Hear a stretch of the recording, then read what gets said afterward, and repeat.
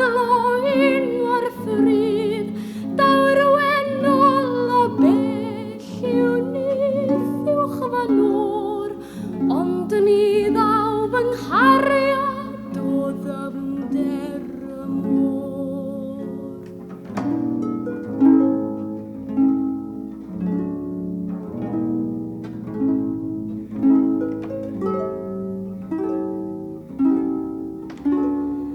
Daw'r brithyll